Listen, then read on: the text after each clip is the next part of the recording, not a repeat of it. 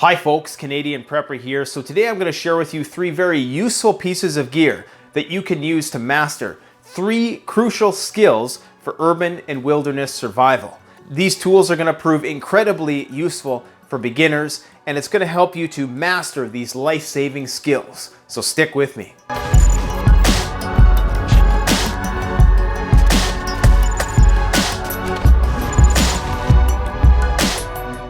Now, all of these training tools that I'm going to share with you today should be viewed as training wheels. They're to help you get familiar with the concept and build the motor skill and the confidence that you need to actually attempt and do the real thing. Now, let's say you wanted to become proficient with firearms.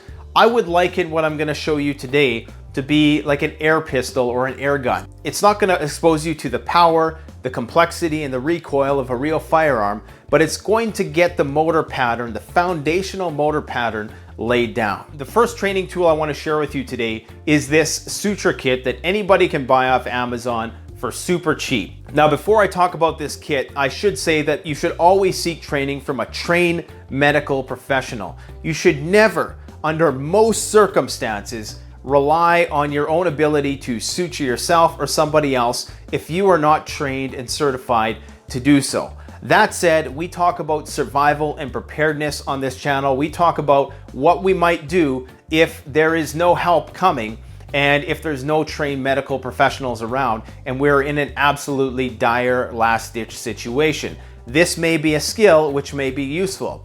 Now, I'm not going to begin to attempt to even try to give you any insight or advice on how you should use this kit. What I will do is I will post 2 video links in the description that show you how to use this kit. Now remember, this is a kit which is used to train doctors with and maybe nurse practitioners. This kit is not intended to train the general population. However, it is still available for purchase to anybody on Amazon, and I'll post a link in the description below. Now, I will say that there is a lot of substitutes for sutures, and perhaps I'm going to have to get my doctor friend on the channel to talk a bit more about that in the future. In fact, that's probably what we'll end up doing. But just a few things come to mind, things that we've reviewed on this channel before. So there's skin staplers, there's super glue, which I believe, and don't quote me on this, I believe that was invented by the military for the sole purpose of sealing wounds. There's that new invention called the Zipstitch, which is a way to avoid having to do stitches altogether. So there are alternatives, but nothing really holds as well as a stitch. However, it is an incredibly complicated process. It's not as easy as you think. When you think about it, you think it's just sewing, but it's a very delicate process. And what's going to make it more complicated is that when you're actually going to be doing it on a person, they're going to be probably in a lot of pain unless they're unconscious, unless you're able to use some localized analgesic to freeze the area like lidocaine or something like that. And I don't know if that's even available to the civilian population. I don't think it is. You may be able to get some, but anyways, so you have to remember that when you're doing any of these things, when you're using any of these tools, all it's training you to do is the motor skill. It's getting you comfortable using the tools.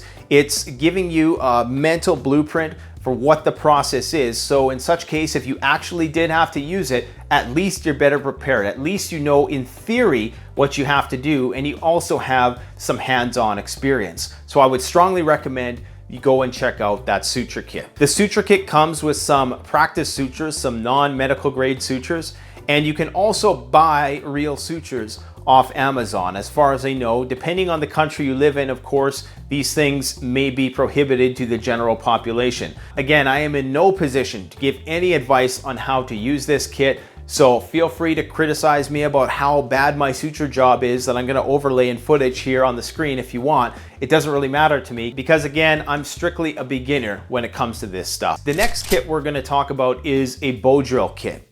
Now, learning friction fire can be complicated to say the least. Okay, there's people who spend, weeks, if not months, trying to master it in a wilderness setting. And then on top of that, to actually do a hand drill method, there's many experienced bushcrafters out there who still can't do that method. But if you want to learn the Bowdrill method, which is the most common way of essentially making fire from nothing, if you find yourself in a wilderness situation and all you have is a knife, how are you going to make a fire? Well, there's a way to do it, but you need to know how to do it. So what this tool is going to do, it's going to allow you to get familiar with the concept of friction fire, how it works, and what you basically need to replicate out in nature, because it's very hard to start from scratch, and a lot of people's confidence is going to be shattered if you start from scratch. Now, I would recommend that you get 2 or 3 of these, because chances are you're going to burn through a couple kits until you actually master the process. Now, myself personally, I've never done the Bowdrill. Me and Survival Lily, we were experimenting with it last year. Obviously, she knows how to do it. She showed me the basics about it. I've never really been much of a bushcraft person, but I want to learn the core skills. So what I found with these kits was that you got to learn it in steps, and it's best if you buy 2 or 3 of them to really get familiar with the process. It's going to take you a while just to get the motor pattern down. Then it's going to take you a while to get consistent embers. Then it's going to get to the point where you're able to make an ember almost every single time.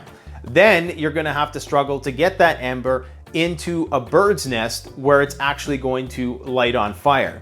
Now, I will say that with these kits, the bird's nest material, that's the tinder material that you're going to put the ember in that you make using the friction fire, that is not very good. You're gonna want to pair that with some dry grass, some dry leaves, and if you have any bark, preferably birch bark, that you can shred into very fine pieces and rough up into a nice bunch, then that's going to give you the bird's nest that you need to actually get a fire going.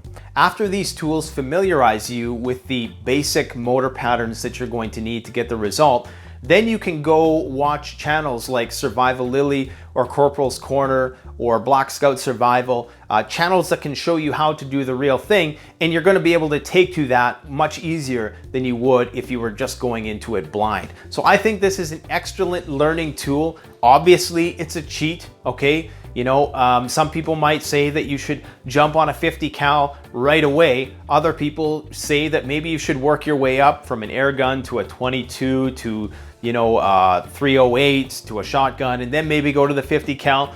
You know, some people, I guess people have different philosophies, okay? I think it doesn't hurt, especially if you live in an urban environment and you haven't been exposed to any sort of wilderness survival training. I think this is an excellent entry-level tool for anybody just to get familiar with the process and definitely increase your confidence, because that's what it's all about. If you try the real thing right from the start, you're probably going to be disappointed because it can be very complicated. But once you know how it works, it's that much easier. That said, expect a real Bowdrill how-to video coming soon. All right, so the last item I want to share with you is pretty popular within the preparedness community, especially the urban prepper community, and that is this lockpicking set. Now, this lockpicking set, it provides you with this see-through padlock so you can see how the pins inside a lock actually work. So again, this is just familiarizing you with the concept. This lockpicking set is going to give you a visual understanding of what's going on inside a lock when you're trying to pick it, when you have your torque wrench and you have your rake or whatever lockpick tool that you're using. It's good to know what it is that you're actually trying to accomplish when you're tinkering around in there. That's what she said. Anyways, so the kit provides you with a working lockpick set and a transparent padlock. And I should also add that in some places, depending on where you live, kits like these might be illegal. Now in Canada, you are legal to possess these and buy them online, but you're actually not legal to be caught with them outside of your own house. But that law also varies from province to province, so make sure you're familiar with your laws before you attempt to order these things online. Usually Amazon is pretty good about not shipping to places where things are going to be illegal, but you can't always rely on that. Now, one thing I will say about this lockpick set, and I guess this goes with all of these things, is that they can make it seem a lot easier than it is. And after you get comfortable picking the transparent lock, it seems to get easier and easier, but that doesn't always translate into picking a real lock. So just bear that in mind, that when you're learning on the transparent lock, it's simply a tool to get you familiar mentally with what's going on inside the lock. You should not just, be able to pick that lock and have mastered that and think that you're going to be able to pick every single lock. Now, one tip I would give you when trying to learn all of these skills, the most important skill possible has to be patience. If you make haste, you're gonna make waste. All of these are very delicate, fine motor tasks, and they all benefit from you being more precise than you are fast and in a hurry.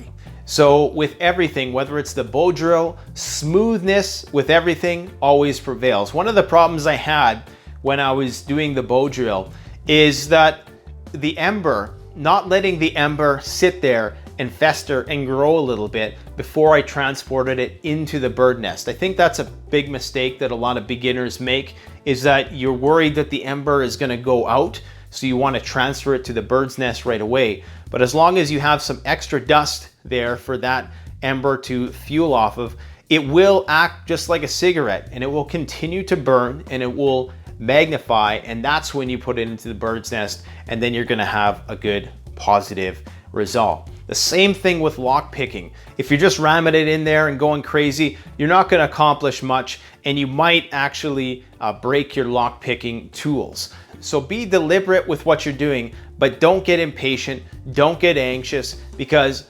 oftentimes right before you open the door lock, you'll find that you weren't jiggling it around all crazy. It was just a simple, smooth, making sure that those pins were flush with the housing, and that lock just turns. So it doesn't have to be this aggressive process. The same thing with the suturing. The suturing, as far as I can tell, is an incredibly delicate process, which takes a lot of motor skills. And one of the videos that I'm going to share with you today, one piece of advice that one of the doctors in training has in there, I think he was a resident, is to hold the tools in your hand and to get familiar just with the tools, because the tools, when you're suturing, have to become an extension of your body.